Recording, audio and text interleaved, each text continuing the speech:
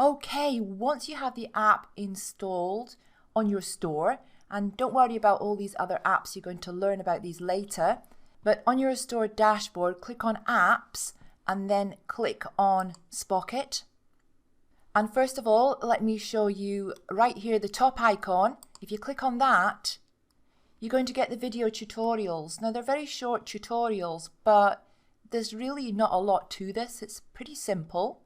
So you have these 5 short tutorials here which I recommend you watch, but I'd also like to point out a few things to you myself.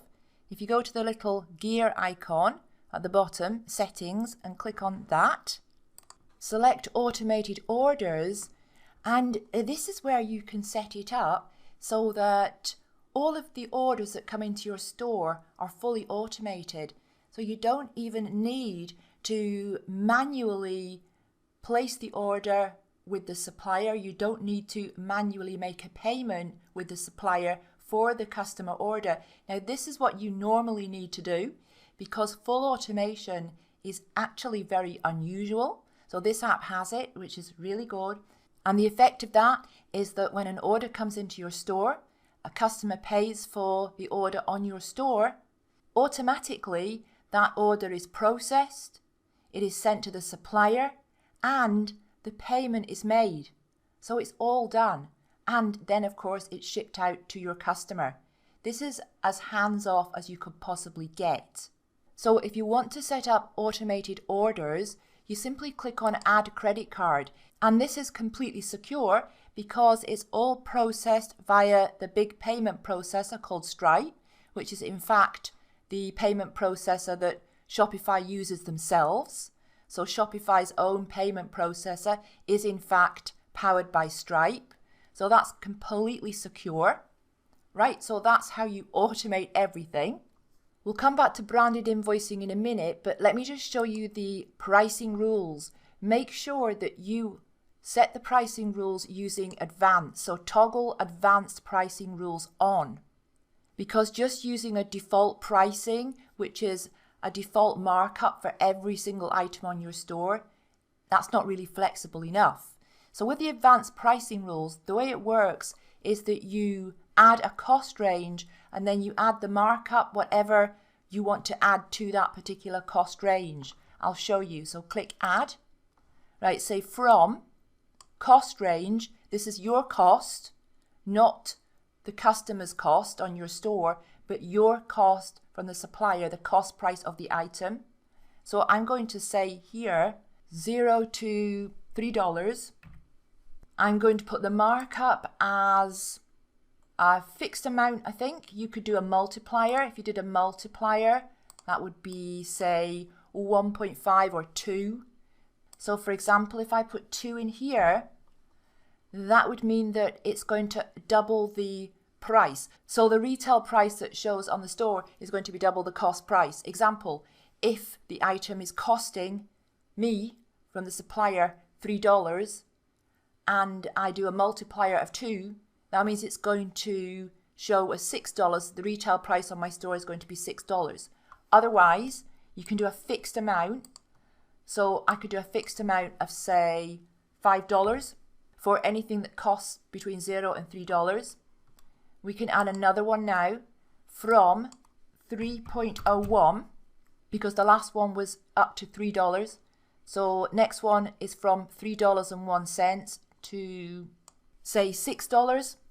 And we can do fixed amount again of, let's say 7 this time.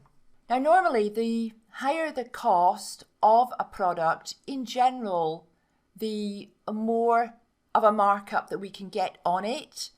And this time it's from 6.01, $6.01, going to, I'll say $10 this time. And we'll put our markup now as 9, fixed amount. Now you might wonder where I'm getting these figures from. It's just really based on, we don't want to charge too much as a retail price, but we still want to make a reasonable profit. So we need to look at that. And of course you can come back and you can change these, play around with this, change them and edit them anytime you want. So to begin with, just add some rules and then later on you can come back and change them if you wish to do so. Now with higher priced products, like for example, if a product was say $100 at cost, we would normally be adding significantly more than just a few dollars onto that, because in general, the higher the price of a product at cost, the more of a profit you can make. Now this is a general rule, and it does depend a bit as well on the type of product it is, but in general we would be adding at least $30 or $40 onto a $100 product, if not more. Alright, that's the pricing rules, and the reason that I wanted to come and show you this here instead of just leaving you to watch the tutorial video is because I wanted to make sure that you know how important it is to use the advanced pricing rules and not just the default pricing rules. And I think what I've just explained there probably helps you to understand why, because as the prices go up, normally we want to add a higher markup to those higher priced products. Alright, now security is just for changing your password. Let's go back to branded invoicing here. Now with the branded invoicing, this is a great option, but the downside is that you cannot use the branded invoicing option with the forever free plan. You would need to upgrade to one of the other plans. So this is the way the pricing works.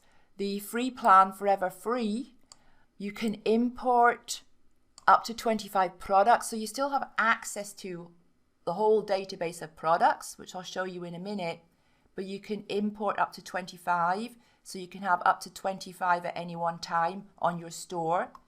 You have access to the automated order processing as well. With the paid plan, which is either $29 per month if you pay annually or $49 per month if you pay monthly, you can import up to 250 products. You also have access to premium products. You still have the automated order processing, and this is where you get access to branded invoicing. So there's no charge for branded invoicing, but it's only accessible with the paid plan. Now there is another plan above that as well, but the only difference really there is you can import unlimited products, I believe, as opposed to just up to 250. So you can have unlimited products on your store, but there's no real reason why you would want or need that in the early days. You may well want to import up to 250 and have the branded invoicing. That's a decision that you will need to make. Okay, let's have a quick look at the products. Select by location. Now this is where we can choose the ship from country and ships to country. So for example, if I wanted to drop ship in Ireland, then I really want suppliers in Europe. So I'm going to first of all say from UK to Ireland, click search, sort by category, or enter keywords to search for a particular product. So for the ship from countries, we have all these here. But I will say this, Australia is a little bit thin, in fact very thin at this time on suppliers. Of course I wouldn't want to ship from Australia to Ireland, but for those of you who want to drop ship within Australia, there is not a huge choice, and there's not a huge choice at this time yet for Canada. But they are working on this, and they are constantly looking for sourcing and bringing on new suppliers. Okay, so let me just do a quick search by category. And they have some really great products here. Now you don't need to sell for the retail price as shown here. So here's the price that it actually costs you for these products, and here's the retail price. You don't need to sell for that price. It's entirely up to you. But I don't recommend that you sell for more than the retail price for most of your products anyway. So let's just check out ships from United States to United States. This is still the bath and beauty category, and scrolling down the page you can scroll down and there are loads and loads of products. Let's choose another one. Let's go for gifts, try home and garden, And shipping from the US to the US, you're going to get a lot more products. That's just the way it is. That's the way that it's been for a long time and probably always will be. But there's nothing stopping you dropshipping in the US even if you don't live in the US. You can also do a price filter here if you want to. Set a minimum and maximum price and click search to filter by price. You can select supplier, but if the names aren't familiar to you, there's not much point because you don't know what they sell. And to import a product to your store, all you need to do is add to import list. And over here, you've got your import list. Here it is. If you want to edit the title, you can. If you think it needs editing, anything added to it, it's a good idea sometimes just to even make a small edit. Same with description. You can edit this. Now later on in the course, we have some lessons about AliExpress and Banggood and these suppliers from China, and I do cover editing descriptions and titles. I do talk about that in a lot more detail. So I'm not going to talk about it here because it is covered later on in the course.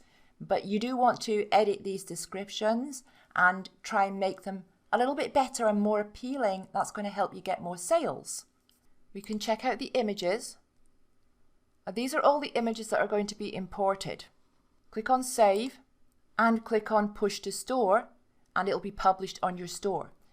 Now you can also under here check your orders, and this will be all the orders that you've received through this app. Now I just added another product to my import list because I want to show you something here. So I just added this. If we click on variants, this one's got a number of variants. But what you can do is you can override the rules that you have set under the global shipping rules by changing the price here. I can make this higher if I want to, or lower if I want to, but also show shipping prices, right? Domestic shipping, it's $3.98. In my case, the costs are showing in euro, but this is the shipping cost. That's the delivery time, 4 to 7 days, which is fine. But you need to factor this in. If you are thinking about doing free shipping or low cost shipping, very low cost shipping on your store, you need to think about your selling price because you're going to have this shipping cost as well on top of the cost of the product. So here we've got price you pay is $3.54. That's the price I would pay for this. If a customer orders this, the customer pays $8.13, I pay $3.54. But because I also have $3.98 shipping, that doesn't really leave much profit at all.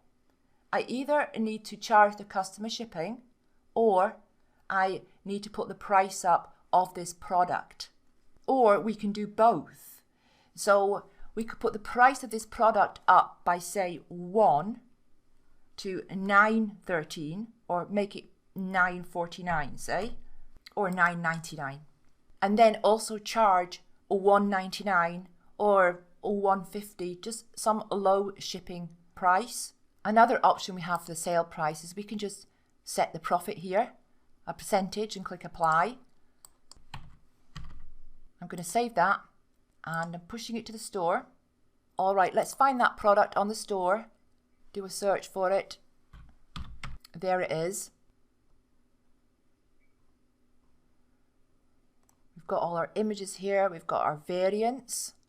And let's say I want to add a shipping rule to this product. We need to click on the variants. Here we can enter our compare app price. So if we want to have it on sale, we could say $12.99. That's going to show basically as $12.99 reduced to $9.99 on the website. Inventory. So everything is fully tracked. If this item happens to go out of stock, it will show out of stock on your store so that people can't order out of stock items. Right, for the shipping, because I have my shipping set up as weight-based rules, I want to enter a weight here, let's say 0.5, and that is going to charge the customer shipping at the checkout. Save. And you can also do it like this. You can select them all, click on edit, and then quickly go through them like that, one at a time. All right, so play around with it. Import some products to your store. You can always delete them again afterwards. Just get a feel of it. So that's Spocket.